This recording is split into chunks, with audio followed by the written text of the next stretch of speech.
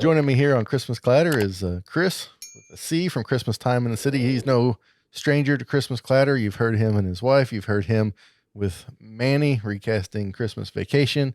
He's been a judge on Merry Melee's, and he's got a bigger role coming up on Merry Melee's we'll get to later. But first, the reason I invited Chris on is much like myself, about, I don't know, a month and a half ago, 2 months ago, him and his wife Chris launched Christmastime in the City YouTube. So welcome, Chris, and tell us what inspired you guys to jump, from just podcasting to also putting it up on YouTube. Well, hello, and thank you for having me. It's always a pleasure. I appreciate you taking the time to talk to me. I watch a lot of YouTube. We're about 10 years off of getting rid of cable, so I find myself watching a lot more YouTube videos. And I'm not sure if it was necessarily when we started the podcast or maybe a little bit before, but my YouTube algorithm just feeds me all these like New York walking videos and all these like other things and stuff. And I just kind of figured like, well, I could do that because I walk around New York all the time. So it sort of made sense to try to figure out how to do that. And the other kind of things we're working with are just sort of formats that I kind of like watching. So I figured if there's ways I can kind of plug that into the YouTube channel, I figured I would do it. So it's something to do. Yeah. It's really cool. When I first started the podcast, I started the podcast in, it'll be 2 years this May. So from May to September, I decided I was just launching my very first podcast ever of doing anything like it. And I was like, I'll get into YouTube as well. And I put out a few things, and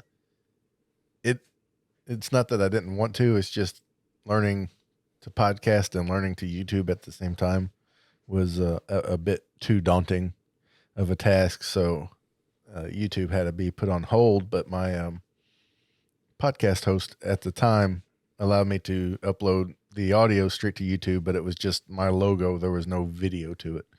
And I did that for a long time. And I thought, well, the people could at least listen, and I'd get, a handful of listens on YouTube. And that was it. And then I switched podcast host, and my current podcast host doesn't allow that because they're like, I don't know. I guess they kind of think that nobody wants just to see a logo on a screen and, listen.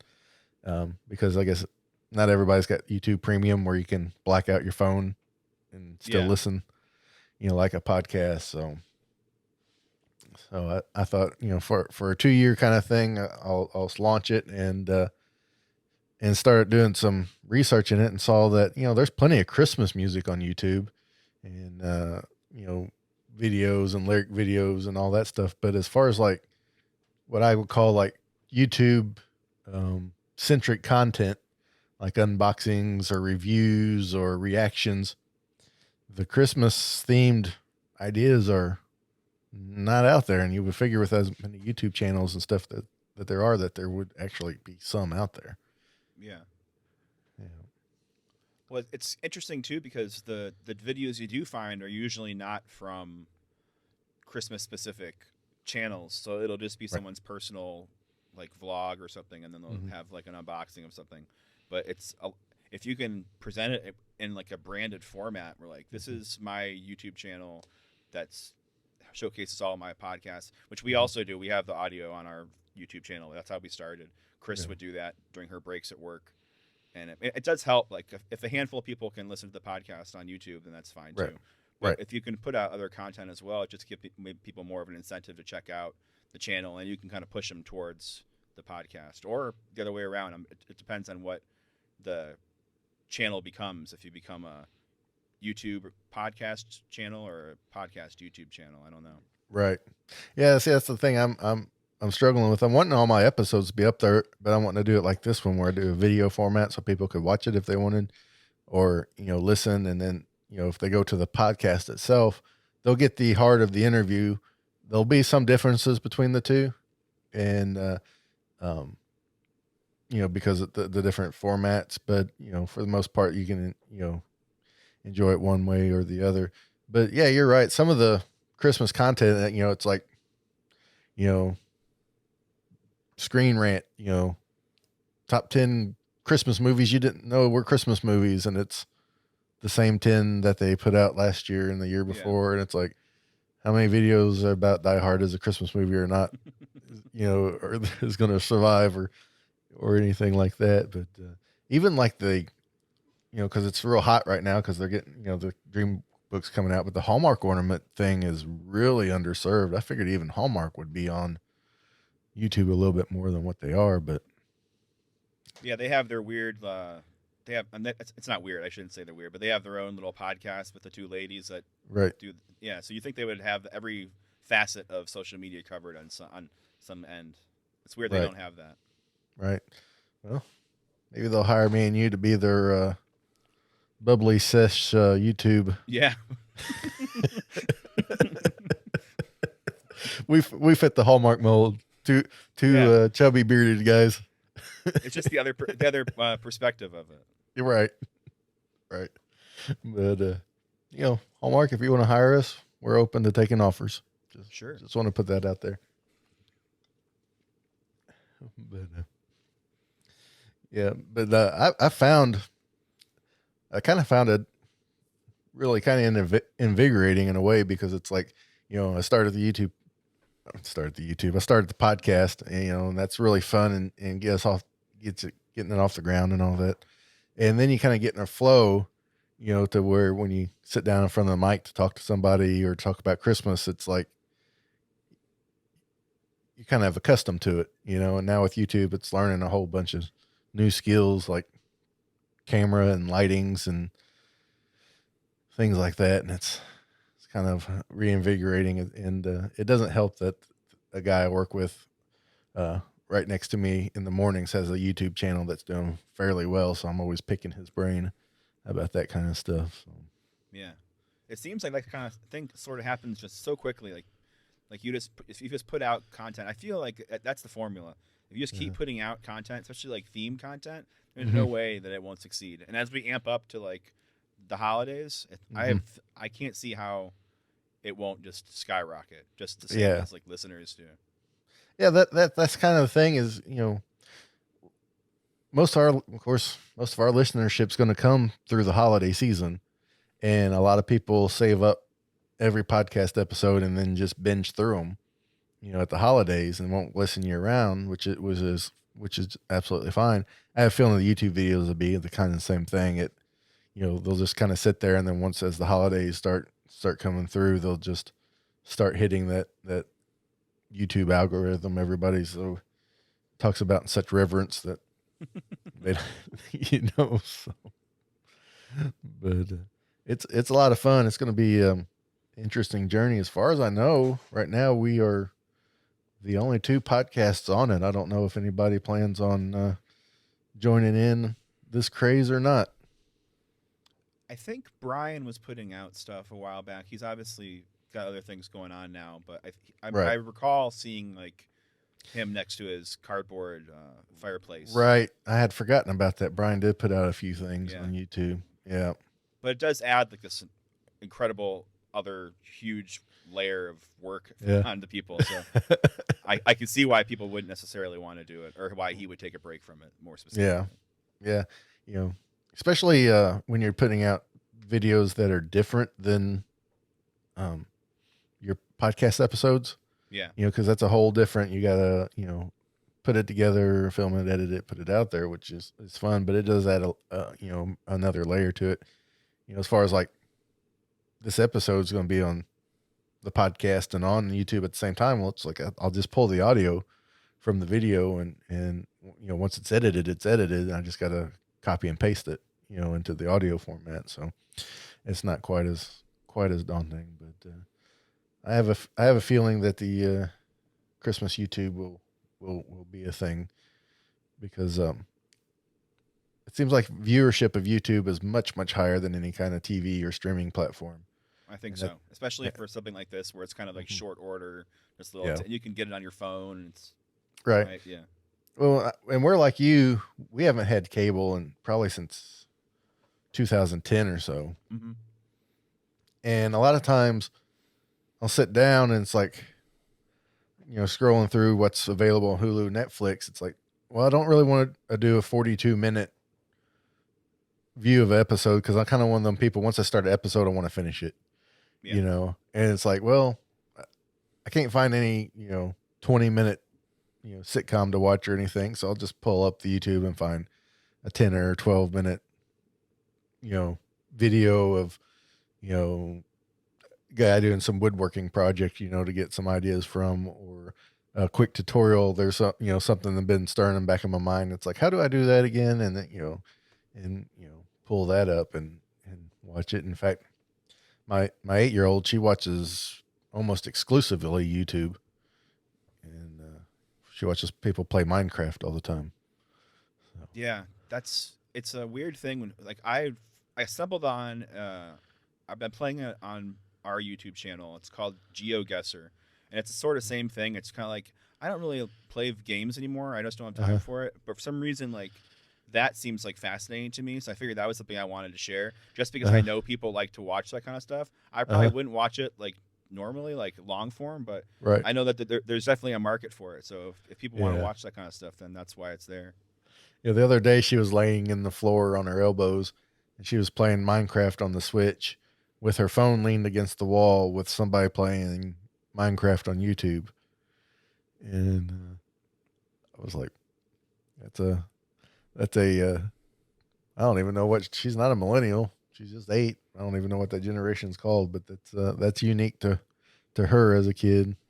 And it almost feels like, remember when like Street Fighter or like Mortal Kombat or something came out, and like you would get like the Game Pro codes and whatever, and you go to the arcade. That's what it feels like. Like she's playing the game, but she needs the codes to like actually see like how to make like wood or whatever they do in Minecraft. Right.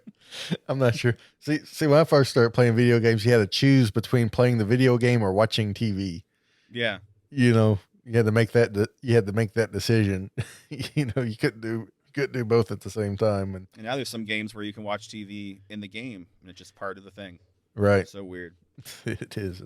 It's crazy how it's come along this far. But so what kind of, you got any YouTube content coming up you want to tease? As the summer comes along, and New York City starts to open up a little bit more, I think I'm probably going to get out a little more and do some more filming, and maybe doing some more walking tours, just kind of walk through the city to see. I think people find it interesting to kind of see like where New York is progressing. I suppose it's a weird place that people are very familiar with that have never been here before sometimes, so it's nice to kind of live vicariously through someone, so they can do that through me, and we can walk through Times Square, or probably not Times Square. I don't really have any desire to go to Times Square, but there's certainly places to go check out and things I want to go see. I haven't been to work in over a year, so I would like to maybe see if I remember how to get to work on the train. Maybe that's a video I could possibly do. There's all kinds of things to do. Like we mentioned before, before I think we started recording, how you wanted to make a desk. I think maybe making a desk on your YouTube channel would be pretty good footage. I watch like Jimmy DiResta all the time just make like denim bags and stuff, and just I'll watch it for like 25 minutes. So I feel like there's definitely an audience for that kind of weird niche stuff, whether it's whatever. But if you can make it into a Christmas stuff, if you're making it into a Christmas desk, then that definitely comes under the guise of a Christmas theme. Maybe if I can find a evergreen tree that's big enough, I could go cut it down and then mill the lumber out of it. Well, that's what they do with the tree at Rockefeller Center. They mill it down and they use it for a Habitat for Humanity. So maybe you can try to find one of those houses and start pulling siding off. It's fine. So I need this. I need 14 of these for my YouTube channel. Maybe I could put in a request. Can I get a half a dozen boards? I'll trade you for like real good wood. Yeah, like wood that's been sitting in the city for 3 months getting pooped on. Yeah, you know how dry that pine is. It's going to go up in flames before you know it.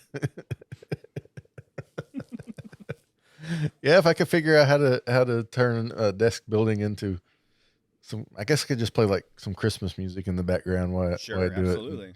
it. I would definitely watch that. I've watched weirder things, so it wouldn't be anything out of the question for me. Well, when I was researching, doing some YouTube stuff, I'm kind of one of those guys when I get into something, I like over research it. If it's buying something or if it's just something I'm, wanting to start. Last year in 2020, the most popular YouTube subject was snow removal. Okay, sure. Videos that had snow removal were the most popular YouTube videos, and it's like that's crazy. I mean, I understand it's cool to watch, for whatever reason, but There was a time when I was watching a lot of tree stump removal videos, oh yeah, and I stumbled on it. When I was a kid, my grandfather had a big tree in the backyard, and eventually it died, and we were just left with this big stump. And this is before the internet or before people decided to ask for help, and so he just did whatever he could to get rid of the stump. And so what he ended up doing was like drilling these giant, like 2-inch holes into the stump and just putting like gasoline in and burnt it. And it burnt. It must have been on fire for probably 2-3 days, oh and then yeah, just kind of and then it was just kind of just like cinder for a little while. uh-huh, But I remember the idea that kind of popped into my head. Obviously, I have no reason to remove stumps. I don't have a backyard or front yard or anything. But I just kind of fell into like a little wormhole and just started watching all these like stump removal videos. So I could totally see how you could just find weird things like snow removal or something like that yeah, really interesting. yeah. Did they put charcoal on top of it once it got down to ground level? I Well, here's the funny thing. My grandfather apparently didn't do it the most effective way. Right. So You need like charcoal for sure. yeah. Yeah, I don't believe he did. I think he just and I remember my grandmother being pretty vocal about how she was pretty upset that he was doing it as well. So he was just kept putting gasoline on it, I think. Yeah, yeah, yeah. You use charcoal. I'm not exactly sure how you get it. I remember my grandpa doing it. I remember when it got burnt down closer to, like he took a hammer and smashed the sides in after it was burnt, and then he covered it in charcoal and kind of started a fire under it, and that like let it. I mean, it smoldered for a week or better, just kind of just this pure white smoke just coming out. And once you got down, there was like barely any roots left or anything under the ground and Yeah. stuff. But This is it's the kind of content I'm into, so I yeah, appreciate this. yeah, yeah. I'm big on the reaction videos, Yeah. especially music reaction videos. There's a guy, I can't think of his name, but he's like a classical composer, and he reacts to like heavy metal bands that he's Okay. never heard of, and he's really cool and funny, and it's fun to watch him, react to some of them, and I can't think of his name now or nothing. I'm not subscribed, but he always popped up in my suggested because I've Yeah. watched a couple of his videos and stuff. But that's the kind of thing I like to watch, and I got my go tos for things I follow close, like new rock stars is one I watch quite a bit, and Steve Ramsey's a woodworking guy, woodworking for mere mortals. I really like. Yeah. You would dig him. I guarantee I'll it. give it a chance. I'm sure that some device in my room is listening to this, and so it'll probably just pop up in Yeah. my feed tomorrow. So Yeah. In fact, my wife got into woodworking for mere mortals because starting to get into that and was kind of learning a few tips and tricks, and start watching it on TV a little bit, and he's got a quirky personality that's infectious. So that's something to check out. I'm into that kind of stuff. yeah, yeah, and you'll learn something. So for when you get your tools out of storage. Well, actually, this is we have a 2-bedroom apartment, which in New York City is saying something. I don't want to say it's a status symbol, but it's a status symbol. You're killing it. Yeah, and so before we had the baby, the back room was my little workshop and just like kind of our office area. And then when we started redecorating for the when he was born, the workshop got pushed into a corner, and it's still there. We have like a curtain over it, and there's a bookshelf in front, so we can't really get to it. But all my stuff is there. But I had it so well organized. I have like a pegboard and all this other stuff. But so much of the time I can't get over to that corner because there's just accumulation of all this old clothes that we have to try to figure out how to get rid of every 6 months. Uh-huh. That I just like throw things in that corner. So there's just like screwdrivers all over the place. If I went over there, I would like have an anxiety attack with all the how everything's out of order there. But Yeah. like I still have all my tools. I just don't have anything to do with them, or I can't Yeah. really access them. Yeah, I need to go through and do a big tool roundup because I had projects in the basement I was working on. So there's a few down here, and then in the garage they're kind of scattered all over the place because I was working on something, and then winter hit like all of a sudden, and it got way too cold to be out in the garage, and now it's nice enough to be out there, but I just haven't had the opportunity to get out there and get it spruced back up. So it's a good thing about editing and get these lulls taken out. Unless it's for like you're playing the actual like, are you going to edit the YouTube version as well? Yeah. Yeah, Oh, I'll great. edit it down. I'm actually um, Riverside has this new beta feature where they supposedly mix it all for you, and even the video they'll do it for you. It's in beta, but I always run it just to see how well it does. Yeah.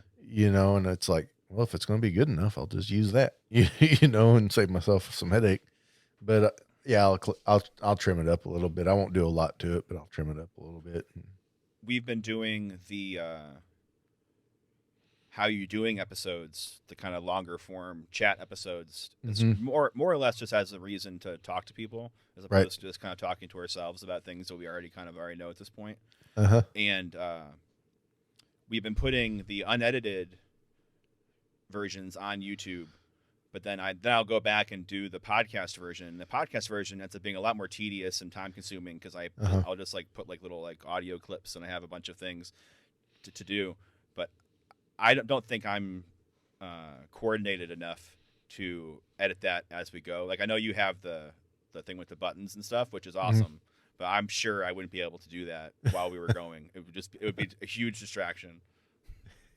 See, I was going to try that, where I could like if you're monologuing, I can make you big and then I'll be small and then vice versa. And I was like, nope, I'll take care of all that in post because I need to give it a test run, before on something that I don't plan, just maybe like get a couple people on here and just to chat and record it, but not really have any plans of releasing it just so I can practice. Yeah. Be like, hey, you guys want to hop on and kill an hour so I can get some practice making screens big and small, so, but it's just one of those things that you got to learn because eventually when you're doing YouTube, eventually one of the goals is to do live streaming, so you can talk to people live, which is something a chance doesn't get to happen with a traditional podcast. You don't get to talk with people live and get live comments and reaction from them. And I have the Mary Melee series, which I would love to take to a live stream so people can see it as it happens and see the looks on the fighters' faces and the judges' faces and be able to comment, with their remarks and their ideas, they're on the spot. And so, that's kind of one of my goals for YouTube coming up. It won't happen. I have, we're recording the Mary Melee 4, which is the championship next week. The 22nd is when we're going to record it, and it should drop a week or two after that. But so I didn't want to change course too much for that. But I'm hoping to start up season 2, hopefully in July, and then be able to have live streams and stuff. And I had asked you and Jerry D from Totally Rad Christmas to come, and as a change up to the Mary Melees, we're going to have you and Jerry as permanent judges for the season 2, helping me, figure out questions and getting it organized and things like that. And I appreciate you hopping on board and taking part of that and being a part of Mary Melee in that way. Well, I was honored that you asked, and I'm always looking for things to do that get me out of my responsibilities at home. Yeah, it's gonna be a good one. Jerry won't be we're gonna have a special Mary Melee called Melee in the UK with some of our listeners over there and podcasters from over there, and I'm gonna have you and Anthony help me with that because you guys have a great knowledge of Yes. the BBC and Christmas programs from over there, so that should be fun. And then little teaser for the listeners. Hopefully, I'll get to participate in as a fighter coming up, and Jerry's agreed to host if I can fight. So that'll put a lot of responsibility on you and him to come up with the questions and not tell me about them, and come up with a couple fighters for me to completely obliterate. So All right. Very confident. I admire it. Well, you gotta have fun with it, you know. Well, like ultimately, you're the one that's going to be editing it, so anything's possible. I didn't even think about that. That's a great idea. Be like, I award the point to Todd. You know? It's a clean sweep.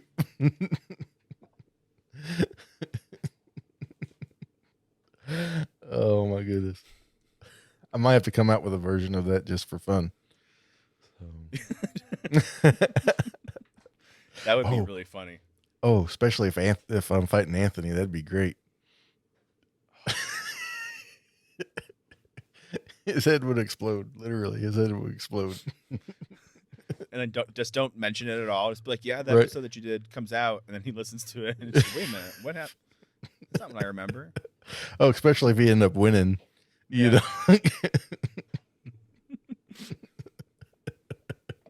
Oh, which I doubt would happen. I doubt he will ever win.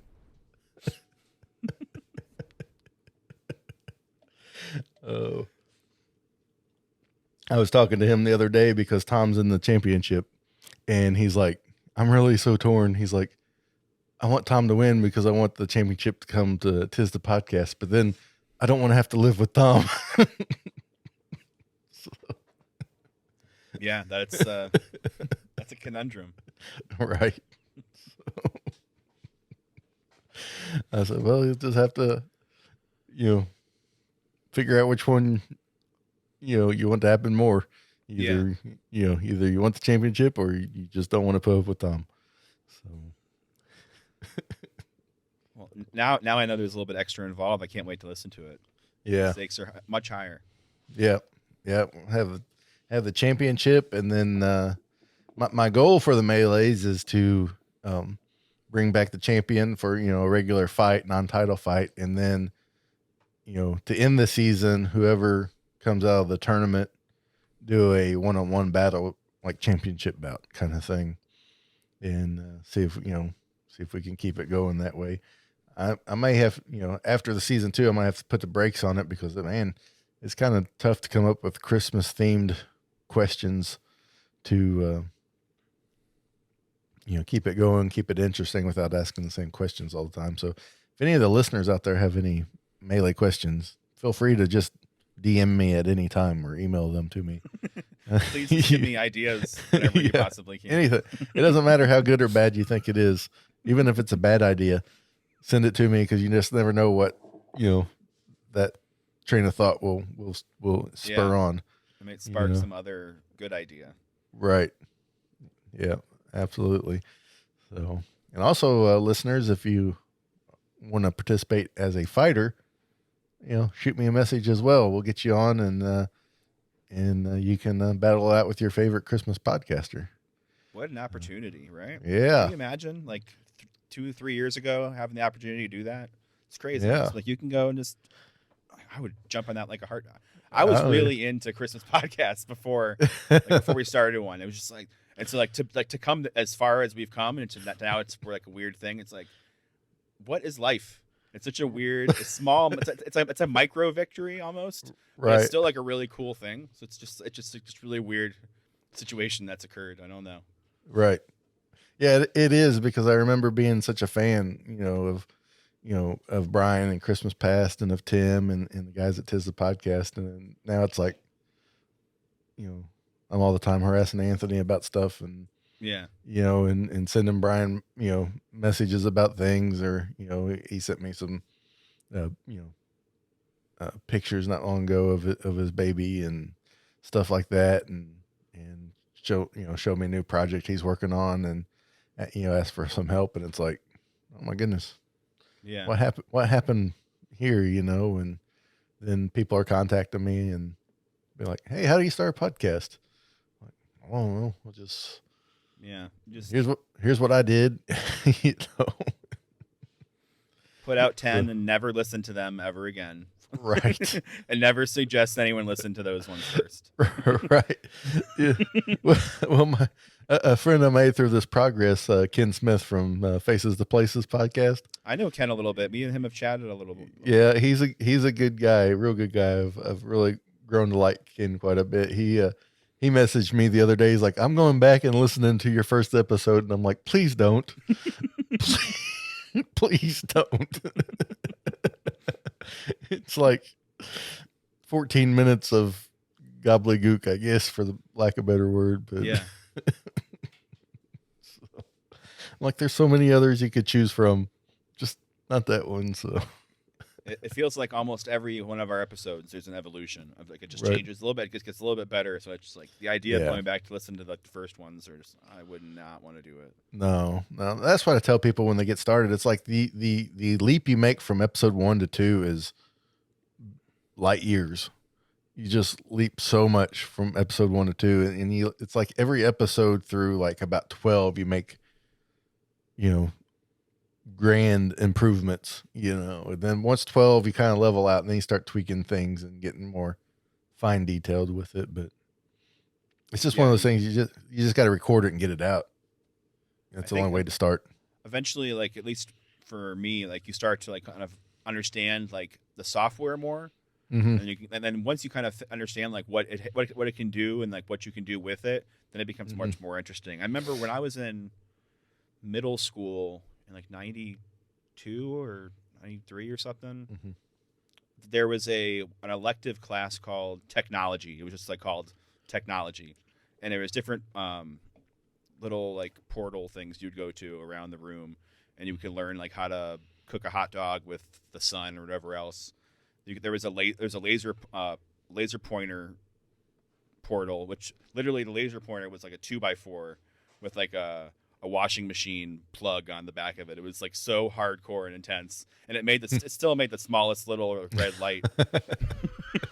But one of the portals there was a radio station. I remember spending some time at that one and just being like, "This is pretty cool." But it was before like computers were really something, so it was more like just copy and pasting and like some like DOS program or something. But even then, I was just like, man, that's kind of a fun thing. And so when we started to do the podcast, I immediately remembered that. I was like, oh, I learned this in school. Like I don't remember any other time in my life when I've immediately remembered something from school and been like, that's very helpful. Except for that. Yeah. See, my dad was a broadcast engineer for local TV station, and for good Lord, nearly 40 years, if not just a few ticks over 40 years. And I remember like graduating high school, and it's like your senior year, they give you that test that's like what you'll be good at, and they're like, engineer, you should be an engineer. I'm like, I'm not being an engineer because my dad's an engineer and I don't want to do that. And, just the angsty teenager and stuff. And it's like I go to school and I saw one guy doing some engineering class. I'm like, that looks interesting, but I'm not going to do it because that's what my dad did, And then I'll start doing this stuff, and I start editing audio and editing, video, which is different than what he did, but it was kind of the same thing. But it's like, I really like editing.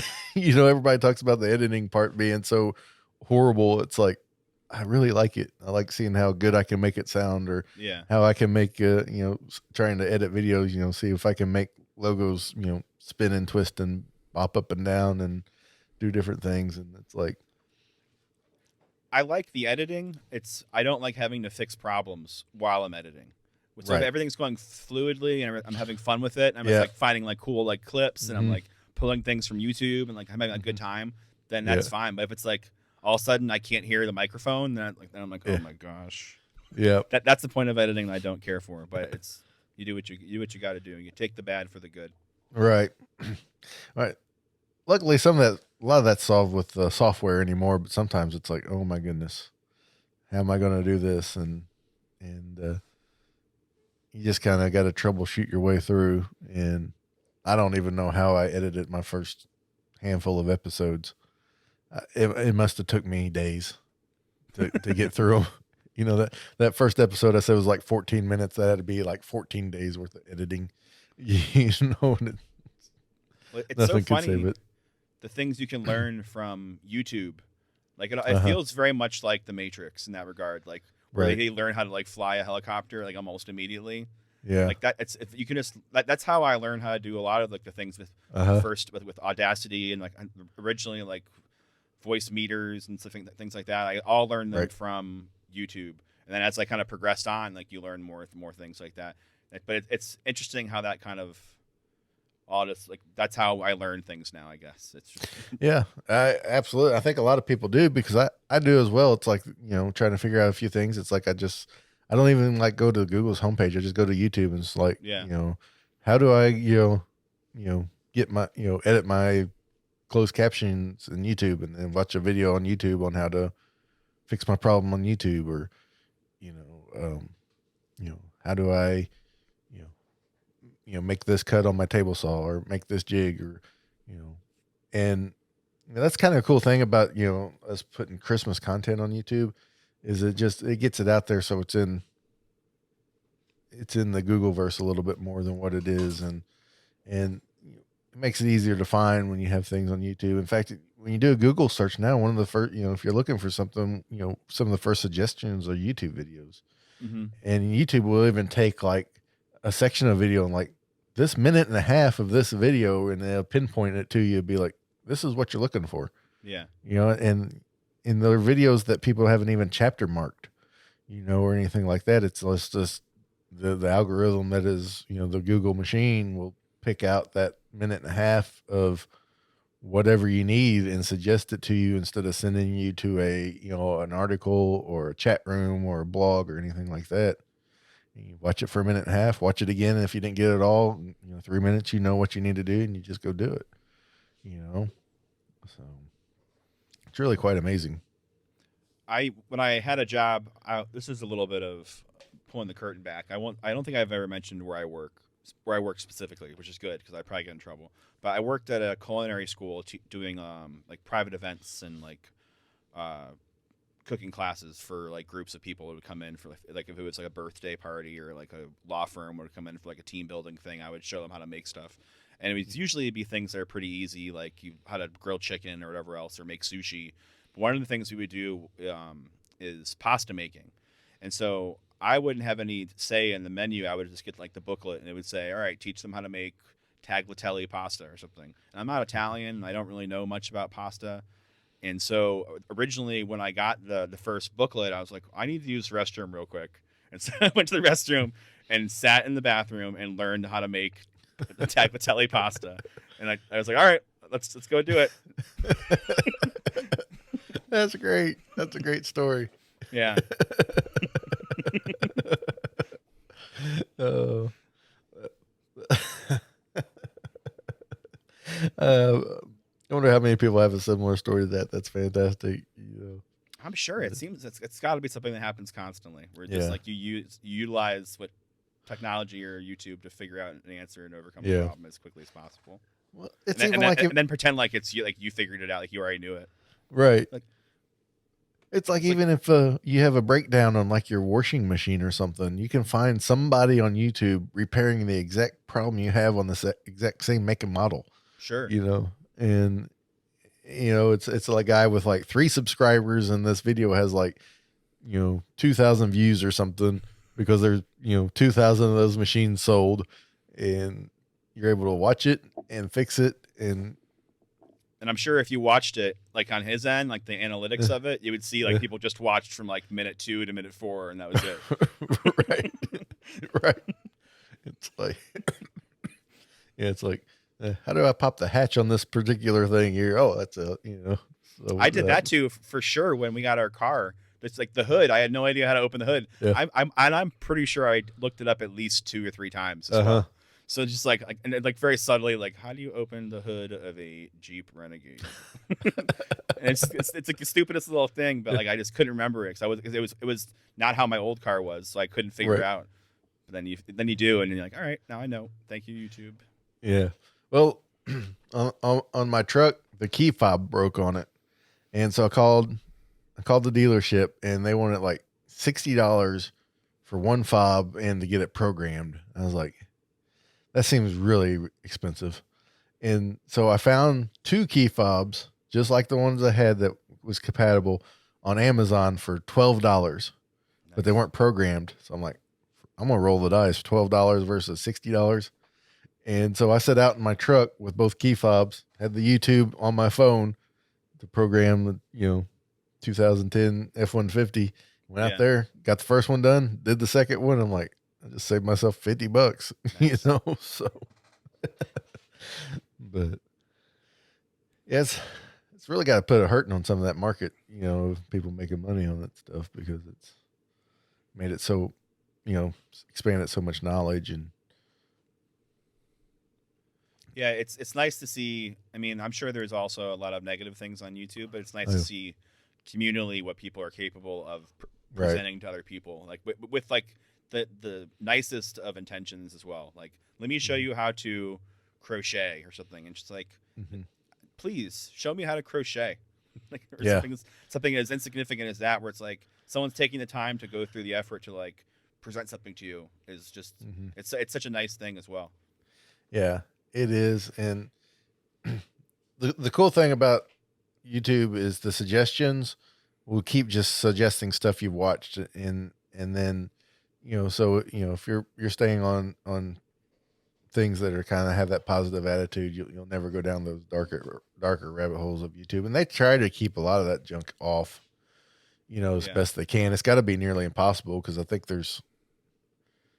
I forget the number, but I've seen how many videos are uploaded every day and how many minutes are watched and stuff like that. And I don't even know where they're storing all the data at, to tell you the truth.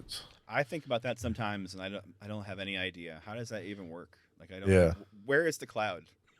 What is going on? Right. It's like, and now you got all these people popping up all these 4K videos, and it's like, they're crashing people's computers at home because they can't render the video. It's like, where are you guys storing it at? Or some underwater base somewhere, or what? Oprah's shoe closet. I mean, that's the only place I can think of that's big enough to to house it all. But it'd be good to get a few more Christmas podcasts on the YouTube with us. Maybe we can talk to, we talked about Tom and Anthony and Juliet, his podcast. Maybe we can get them to hop on and start a thing, because those Tom and Anthony rants or something, maybe watching them live would be pretty hilarious.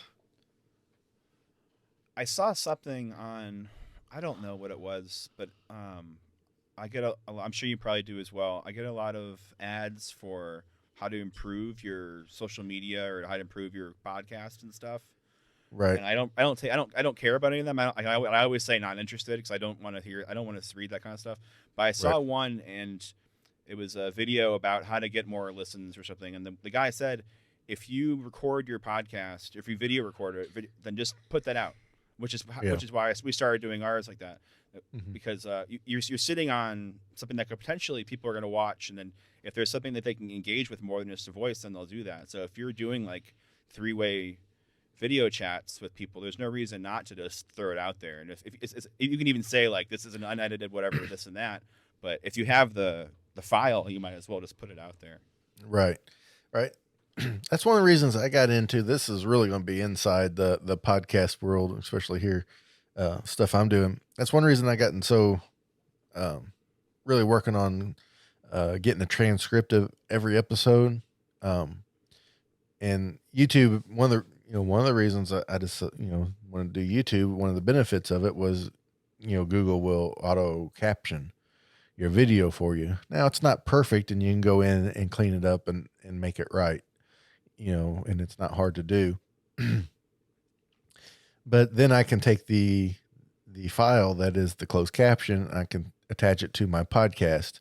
And so if there's any, podcast hosts that are, like on Spotify, you can do lyric mode, where if you're listening to a song, the lyrics pop up. And so, they think that's going to be something new for podcasters, for people maybe that, have hearing impairments so that they can at least read along as the podcast goes along, or it can also go for being translated, kind of like subtitles. But that's the other thing is it's like I have all this dialogue, but if I can get it down in paper, then I can put parts of it in the newsletter, parts of it in the blog, because I have found out that the newsletter audience and the blog audience and the podcast audience, even though there's overlap of some people, they're kind of three separate audiences because they're not at 100%,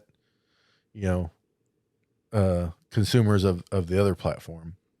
Mm-hmm. And so it's like I'm having to create three different forms of content for them. It's like, well, if I got all this stuff, why don't I kind of recycle it and make it useful for the other ones as well? And so that's some real the insider thought of what I'm doing here with Christmas Clatter. You're pulling back the curtain. Yeah, really pulling it back, but let them in. Let them see what's going on. Yeah. That's the other thing about YouTube is people get to see you and put a face with you and feel like they get to know you a little bit better. And that always makes for a stronger community too. There's one podcast that I listen to every now and again that I think would be the one exception that I wouldn't want to see what the guy looks like. It's a sleeping aid podcast where like you just play it like while you're when you're getting ready to go to bed and like as you fall asleep, and basically the guy talks normal but talks about like he'll like talk about The Good Place or something like an entire episode, and eventually he'll kind of just ramble a little bit on and on, and to where like I can fall asleep in like probably 10 minutes listening to this guy. But I feel like if I knew what he looked like, it would just distract me too much. So I need him to be like a floating voice out in the world. That podcast is Sleep With Me, by the way. Anyone that's listening, it works really well. It's a really interesting podcast. You can just ask your smart speaker, and I think it'll usually just fire it up.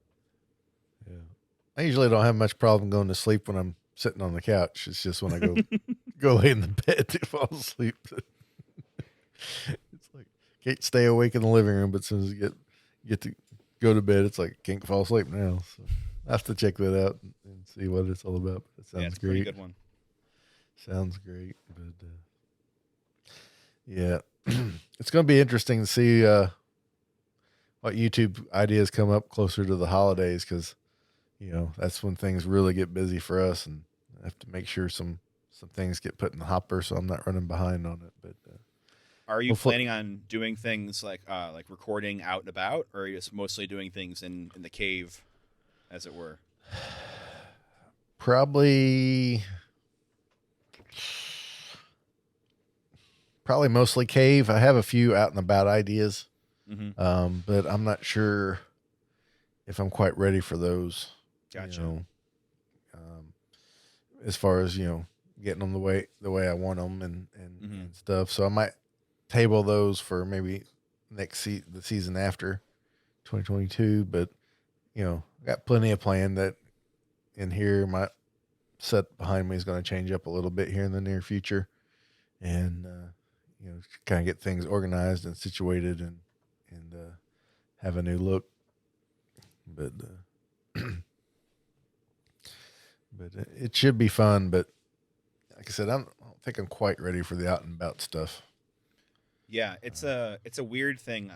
I've done a couple live streams and like walking things where like I have the little gimbal thing, and like I'll put my phone on it, and it's very weird to walk around and record things, but it's a little bit less weird here because there's so many people, and there's specifically so many people doing the exact same thing, whether they're recording for themselves or for their own little YouTube channel or something.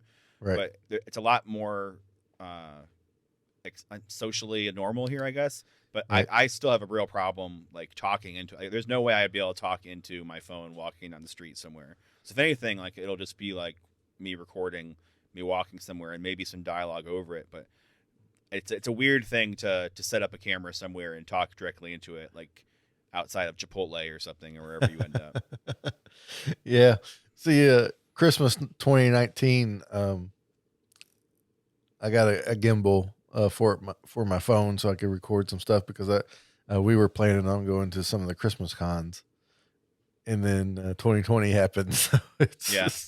it's still in my drawer over here, and I pulled it out the other day and messed around with it and stuff. But it was like, maybe one of these days we'll get back out there. But because you know, unlike you around here, I guess I could go back and revisit, your log cabin when it comes open and film a little bit better video since I have a little bit, you know, uh, I don't want to say better skill, but probably know a little bit more what I'm doing and how to do it. And, other than that, I'd really have to search for some things to put Yeah. up, but guess I could do another cookie day. I kind of just let cookie day go by this past year, so I could, get into that a little bit more video. Maybe Yeah, live stream at cookie day or something. a live stream on Cookie Day would be a really good idea. Yeah, That's a really good idea. I'm writing that down right Yeah. now before I forget. Live stream at cookie day. Yep. You have like a cookie camera and just have it on the table. Oh yeah, yeah. Have a cookie camera. That'd be good. Be good. Now this is an original idea, but I guess I could do a guess that cookie where I put a whole cookie in my mouth and no, that's not how it works. I put a whole cookie in my mouth. Step I got one, a phrase. I put a whole cookie in my mouth. Yeah. I don't care what game. I don't care what game we're playing. I'm putting a whole cookie in my mouth. No, what it is, what I could do is be like, put a whole cookie in my mouth. We got that. And then say like a Christmas phrase, and you have to guess it. So I'd like put a whole cookie in my mouth, which I established already, Yeah. and try to say "Have yourself a merry little Christmas" with a whole cookie in my mouth, and then first person guesses it gets to win bragging rights. Or Yeah. That is a fun game for sure. yeah, especially the part about me But the cookie putting the in your whole cookie in my mouth. Well, and you got to play more than like one round, like at least Right. like 5 or 6 rounds. Right. So I'll be like, all right, this is going to be hard because I'm using the marshmallow sandwich cookie. So it's going to be really hard. It's real thick and sticky cookie. So, I got a real complicated phrase here. And then the thumbnail should be after you've eaten all the cookies, just like looking just like kind of just like miserable into the camera.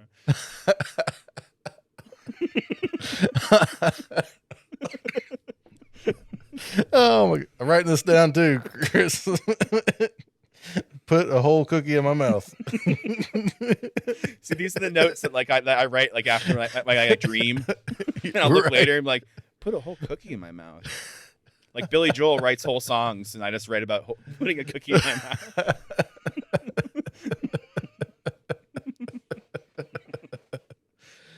Oh, that's great.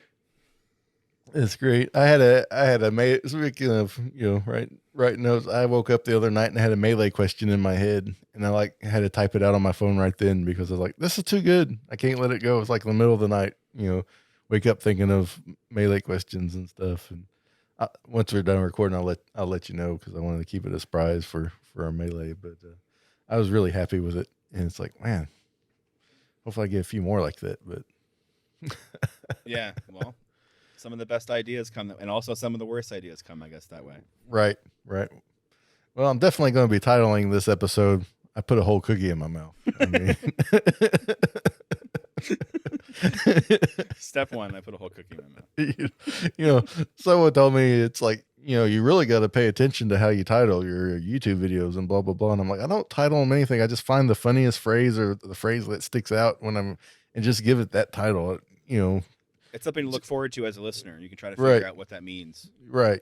It's like, it's like the last episode was, with Lillian, it was all about the Christmas blues and stuff. And she said the phrase about she didn't put out her turkey dishes. And it's like, I don't even know what turkey dishes are, but it sounded cool. So, that was the name of the title, so.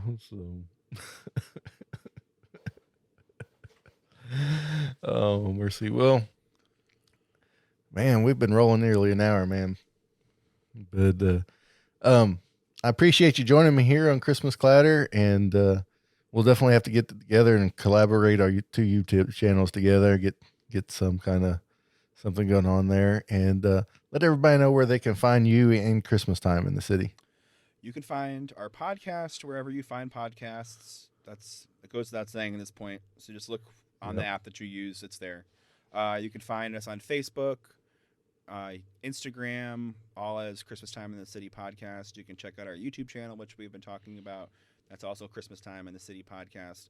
We don't have a custom URL yet because we are incredibly short on subscribers. So if you care to, go ahead and subscribe so we can snag that Christmas Time in the City URL as quickly as possible. But that's basically where you can find us. And yeah, just we're most places, not like TikTok or anything. I don't do that. I don't have time for that. Yeah. No. No. And all those links for their social medias and their YouTube will be in the description and the show notes, so you guys can get to them very quickly. And I do encourage you guys to go to their YouTube channel and hit the subscribe button. It helps out. You know, every YouTuber says it, how much it helps out, and they're not lying. It really does help, and it just takes a few minutes. And for those listening, watching on YouTube here on Christmas Clatter, reach down and hit that subscribe button as well. And Chris, thanks so much. Thank you. All right.